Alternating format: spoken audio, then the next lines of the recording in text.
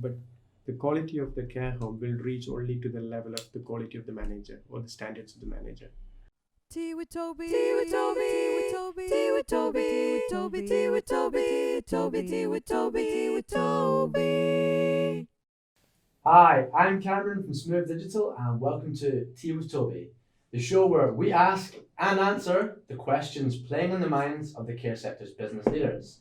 This episode is sponsored by everyLIFE Technologies, and we'd like to thank Google for allowing us to use their podcasting studio. So without further ado, let's kick off the show with a few words from our Marketing Strategy Director, Tobi Ali Usman. Thanks, Cameron. For those of you that are new to the show, here at Smooth Digital, our ultimate aim is to help care businesses maximize their ability to provide the very best care in their communities.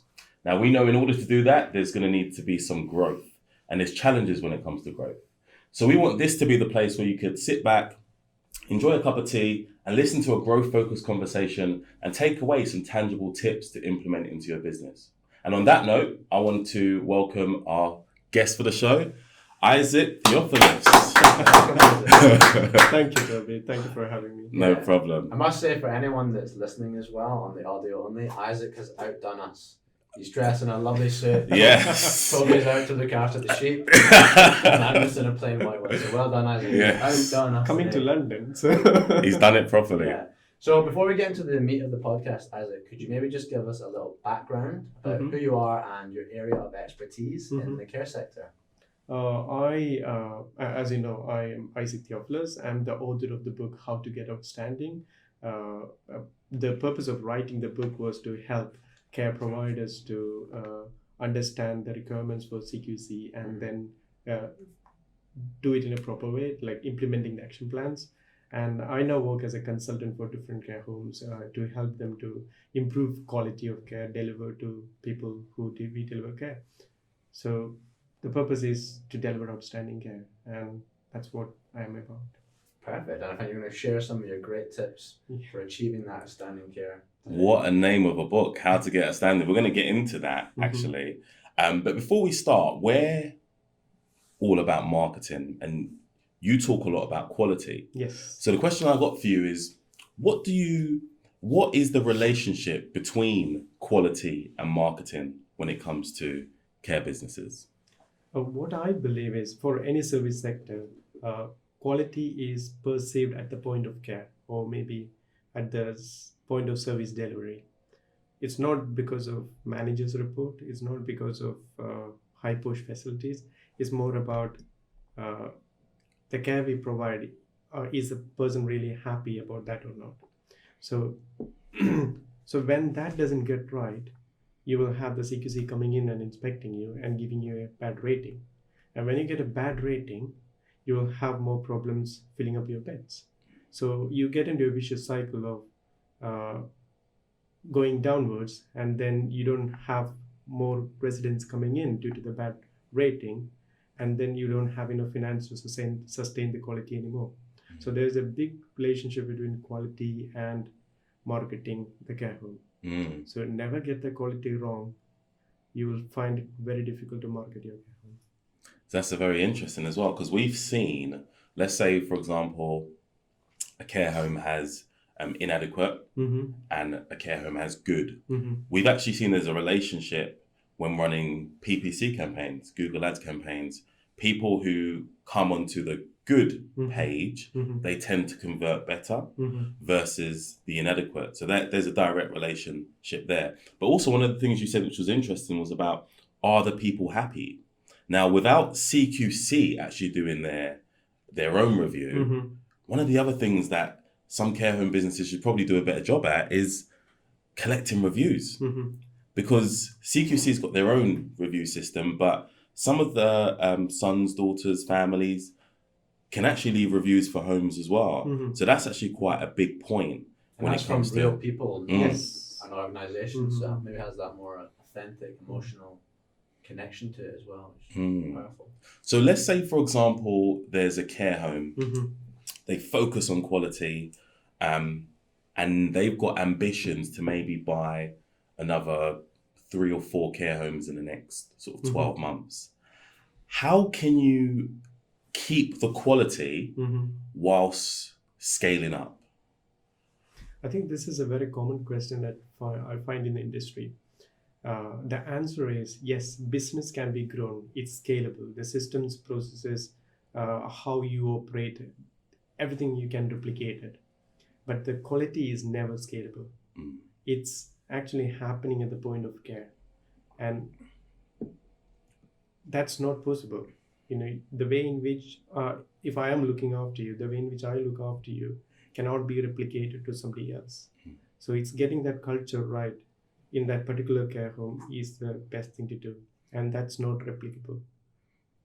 Does that make sense? Yeah, it does. So how do they do it? Let's say they've got the first home and it's a tick, they've got the culture right, and they in a short period of time, 12 months is not a long time, they want to acquire 3 more homes.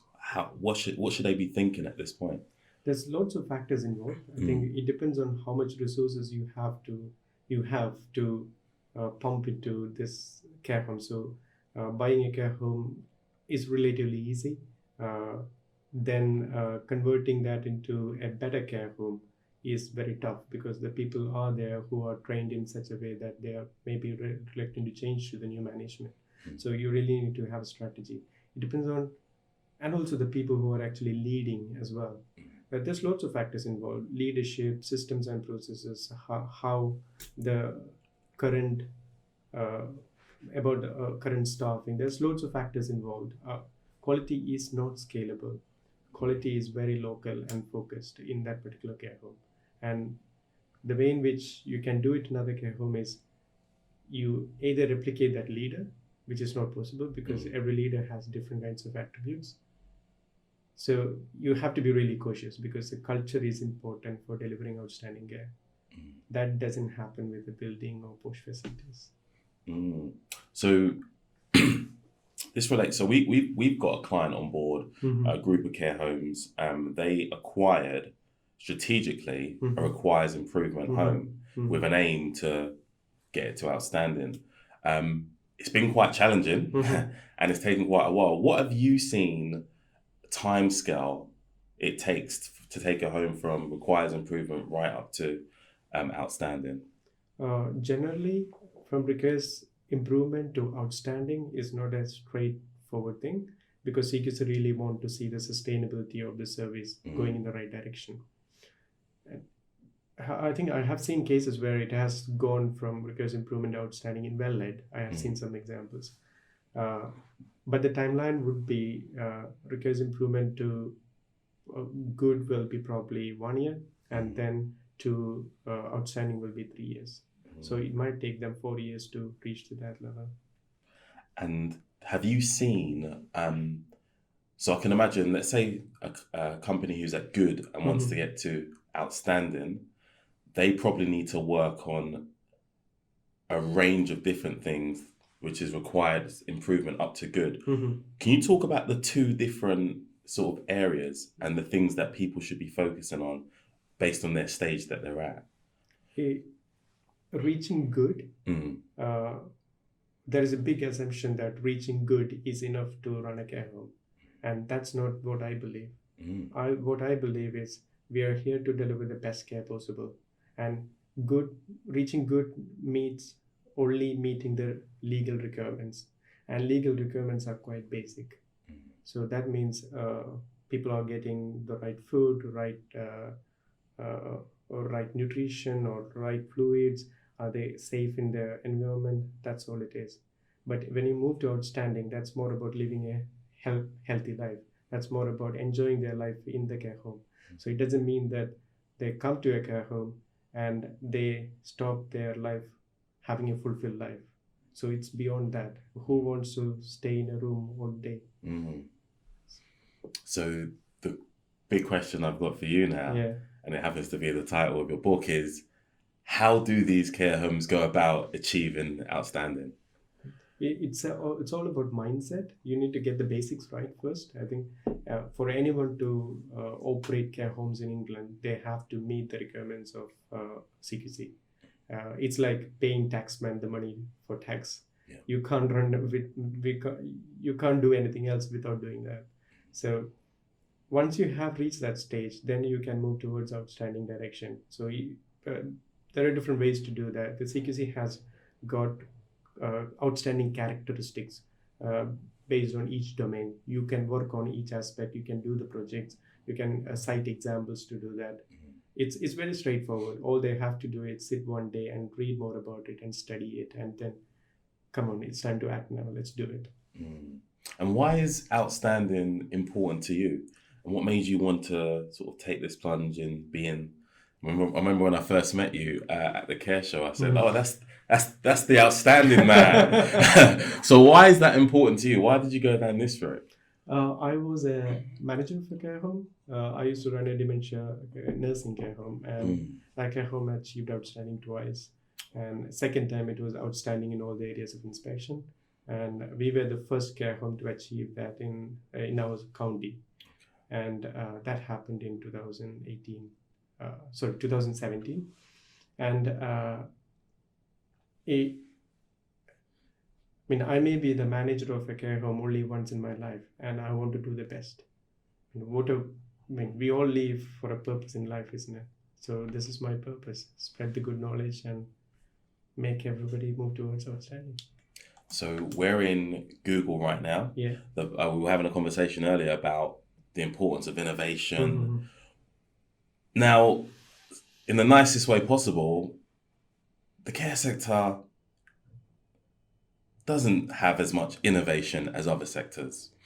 And what's your perspective on innovation when it comes to care and trying to achieve outstanding? Inside the CQC characteristics, it's very evident that innovation is the heart of outstanding. So innovation, in comparison to tech sector, it's more about developing systems, processes, or making it efficient. But in care sector, I would say innovation is more towards people-centered. So how can we make their life better?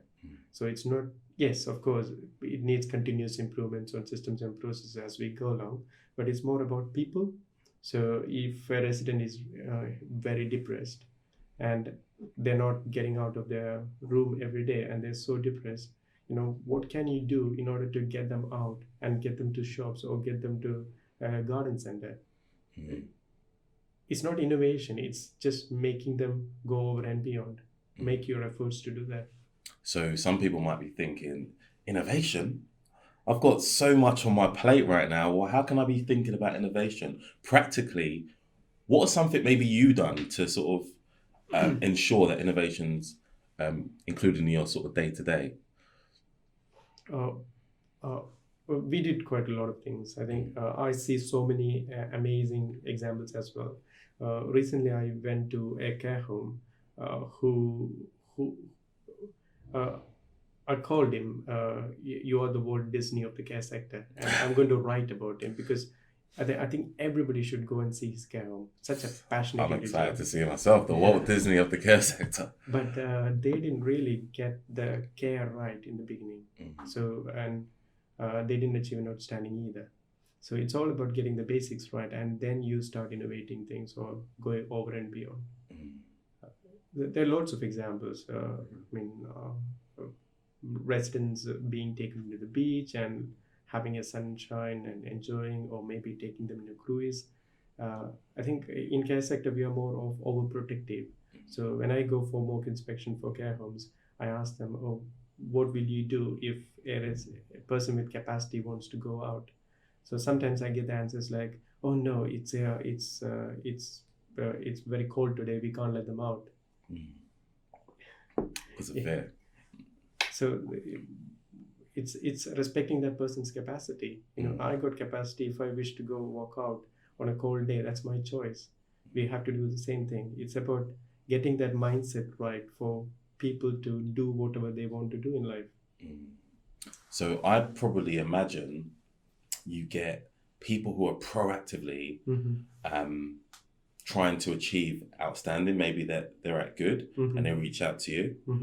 But probably, I'm guessing you get people who are now requires improvement, and it's now that their focus wasn't let's achieve outstanding, but they have to do something. Now, do you find common trends with companies that requires improvements of Mhm. areas that they're lacking?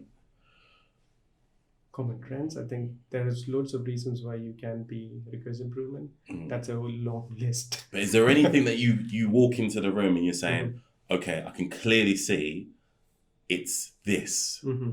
and then you've seen it in a different in another home, and It usually the majority of the time the reason is the governance or the leadership. So you hand this care home to a manager to run, but the quality of the care home will reach only to the level of the quality of the manager or the standards of the manager. So if that person's thinking or knowledge or skill set is not up to the standards, you got a problem there.